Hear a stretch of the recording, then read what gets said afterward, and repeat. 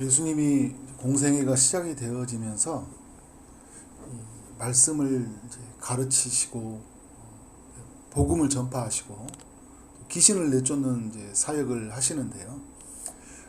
이 사역이 이렇게 확대될수록 예수님께 시비를 거는 사람들이 이렇게 생겨나요.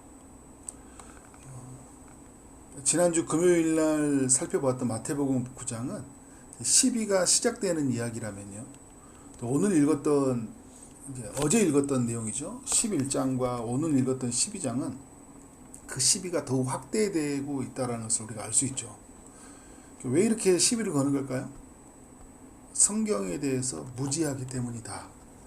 성경에서 약속하고 있는 예수 그리스도에 대해서 무지하기 때문에 지금 내 눈앞에 있는 예수를 알아보지 못하고 또 예수님이 하는 행동이 또 주시는 말씀이 어떤 의미인지를 잘 깨닫지 못하는 것들을 볼 수 있어요. 마태복음 12장 1절부터 14절까지는 예수님의 제자들이죠. 안식일날 밀 이삭을 잘라 먹는 이야기가 있고, 또 하나는 예수님이 이제 손 마른 사람을 고치는 이야기를 우리에게 들려주고 있어요. 이 사람들은 어떻게 생각하냐면 예수님의 제자들이 안식일에 밀 이삭을 잘라 먹었다. 그리고 예수님이 또 안식일에 손 마른 사람을 고쳐줬다. 그러니까 예수님도 제자들도 둘 다 안식일을 범하고 있다. 이렇게 정죄를 하고 있는 거예요. 1절을 보니까 예수님의 제자들이 안식일에 배가 고파서 어떻게 합니까? 시장하여라고 이야기하잖아요.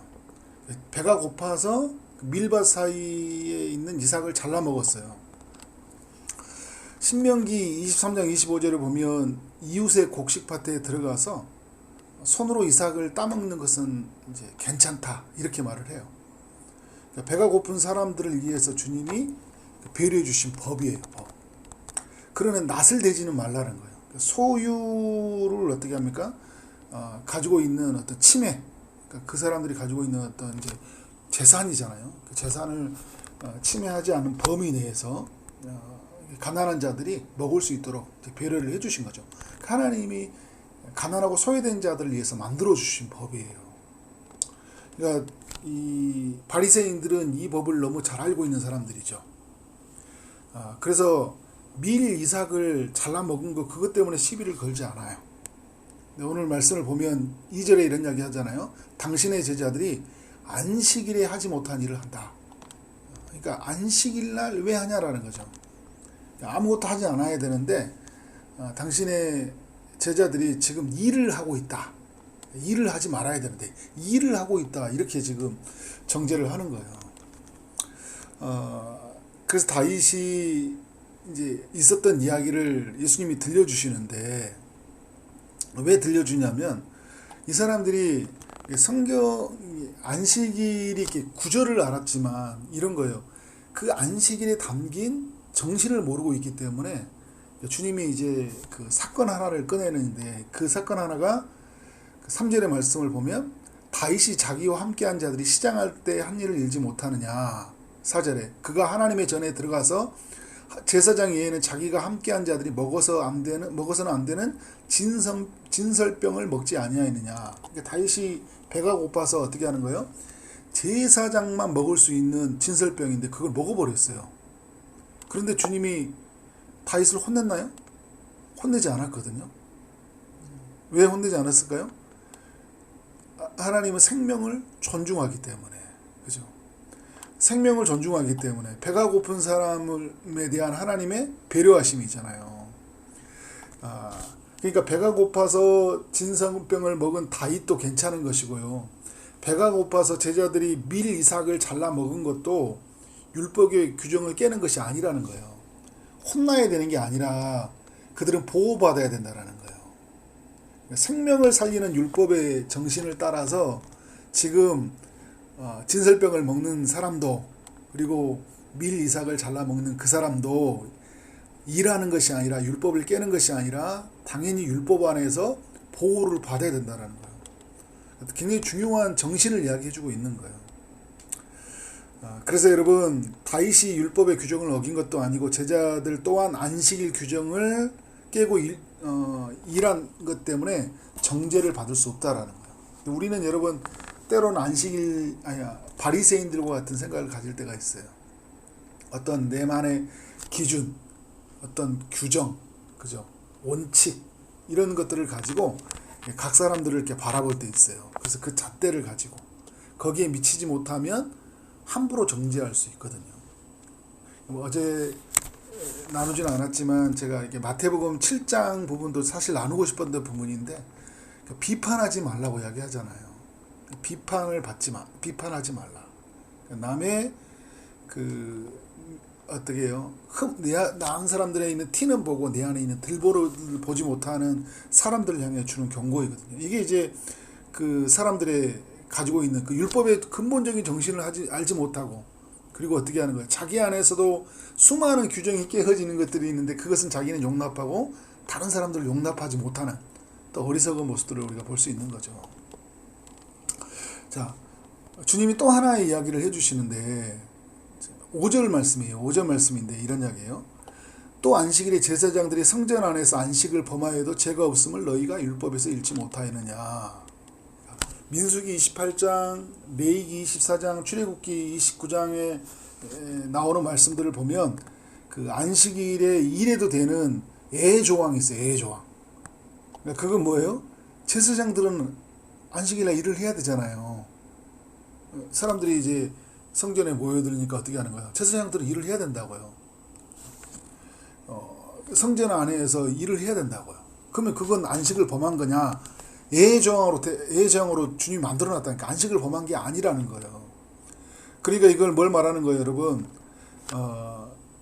지금 제사장들이 안식일에 그렇게 일을 했던 예조항이 됐던 것처럼 배가 고파서 밀 이삭을 잘라 먹은 것도 예조항이 될 수 있다 이야기해주고 있는 거예요. 그러니까 주님이 뭘 이야기해주고 있냐면 규칙을 지켜주는 그런 형식적인 삶이 아니라 주님이 원하는 것은 생명을 누리는 것이 있다. 이걸 알려주는 거죠. 그래서 바리새인 서기관들은 어떻게 성경을 알았어요. 성경을 알았지만 성경의 중요한 정신을 모르고 있다. 여러분, 우리가 성경을 잘 읽어가야 됩니다. 성경을 잘 배워가야 돼요. 근데 성경 속에 담긴 중요한 정신을 모르면 안 되는 거예요. 그러니까 지식의 잣대로 분별하고 판단할 수 있는 그 기능으로만 사용되는 게 아니라 어떻게 해요? 성경 속에 담긴 중요한 정신, 약자를 보호하고 또 가난하고 소외된 자들을 향해서 주시는 그 굶주린 자들을 돕는 그 율법의 중요한 정신을 우리가 알아야 되겠죠. 그래서 예수님은 자신이 누구인지를 알려주는데 6절에서 이런 이야기 하고 있어요. 나는 너희에게 이르노니 성전보다 더 큰 이가 여기 있느니라. 그러니까 예수님은 누구예요? 성전보다 더 크십니다. 예수님은 성전을 새로 지으시고 예수님은 성전이시고 우리를 성전 삼아주신 분이시죠. 그리고 이제 8절에서는 뭐라고 하냐면 인자는 안식일의 주인이라. 그러니까 무슨 말이에요? 예수님이 안식일을 만들었다라는 거예요. 입법하신 분이에요. 예수님, 여러분 그런 이야기 아시죠? 이렇게 광야에서 누가 자동차가 고장 나졌는데 고장 나가지고 막 고치고 있는데 어떤 사람이 와가지고 차를 그냥 뚝딱뚝딱 고치는 거예요. 그러니까 누구냐고 했더니 나는 그 헨리포드입니다. 이렇게 하잖아요. 무슨 말입니까? 그 자동차를 만든 사람이에요. 그냥 만든 사람이니까 보니까 어떻게 하는 거예요? 어디가 고장난지 뚝딱뚝딱 알잖아요. 그러니까 여러분, 예수님의 안식일을 만들었거든요. 안식일을 만들었는데 사람들이 안식일을 지켜가는 모습을 보니까 안식일이고도 전혀 상관없이 야, 이건 하지 마, 이건 해, 막 이런 규정이 막 묶여 있는 거예요.